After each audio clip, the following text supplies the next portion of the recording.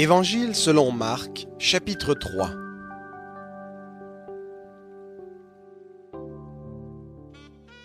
Jésus entra de nouveau dans la synagogue. Il s'y trouvait un homme qui avait la main sèche.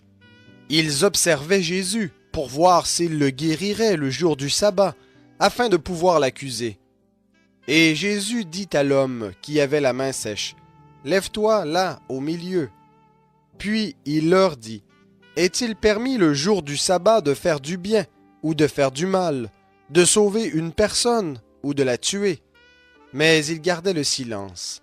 Alors, promenant ses regards sur eux avec colère, et en même temps navré de l'endurcissement de leur cœur, il dit à l'homme, « Étends ta main. » Il l'étendit, et sa main devint saine. Les pharisiens sortirent et se consultèrent aussitôt avec les Hérodiens sur les moyens de le faire périr. Jésus se retira vers la mer avec ses disciples. Une grande multitude le suivit, venue de Galilée, de Judée, de Jérusalem, d'Idumée, de Transjordanie et des environs de Tyr et de Sidon. Une grande multitude, apprenant tout ce qu'il faisait, vint à lui. Il dit à ses disciples de tenir à sa disposition une petite barque, afin de ne pas être pressés par la foule. En effet, comme il guérissait beaucoup de gens, tous ceux qui avaient des maladies se jetaient sur lui pour le toucher. Les esprits impurs, quand ils le voyaient, se prosternaient devant lui et s'écriaient « Tu es le Fils de Dieu !» Mais il leur recommandait avec beaucoup de sévérité de ne pas le faire connaître. Il monta ensuite sur la montagne, il appela ceux qu'il voulut, et ils vinrent à lui. Il en établit 12 pour les avoir avec lui, et pour les envoyer prêcher avec le pouvoir de chasser les démons.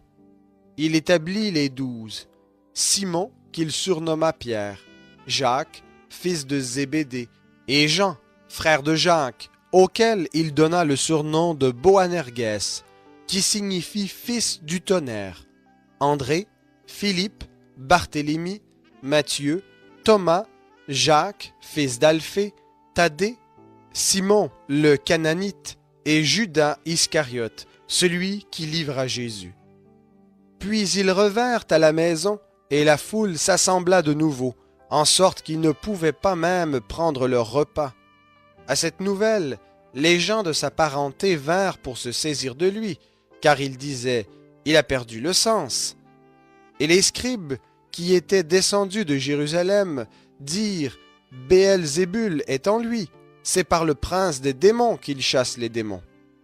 Jésus les appela et leur dit sous forme de parabole « Comment Satan peut-il chasser Satan?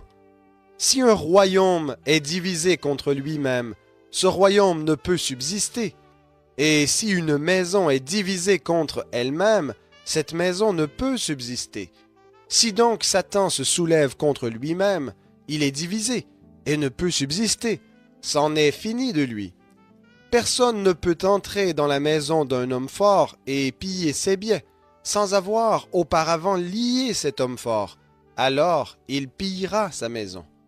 En effet, je vous le dis, tous les péchés seront pardonnés aux fils des hommes, ainsi que les blasphèmes qu'ils auront proférés. Mais quiconque blasphème contre le Saint-Esprit n'obtiendra jamais de pardon, il est coupable d'un péché éternel. C'était parce qu'il disait « Un esprit impur est en lui ». Survinrent sa mère et ses frères, qui, se tenant dehors, l'envoyèrent appeler. La foule était assise autour de lui, et on lui disait « Voici que ta mère, tes frères et tes sœurs sont dehors et te cherchent. » Et il répondit « Qui est ma mère et qui sont mes frères ?» Puis promenant les regards sur ceux qui étaient assis tout autour de lui, il dit « Voici ma mère et mes frères. Quiconque fait la volonté de Dieu, celui-là est mon frère, ma sœur et ma mère. »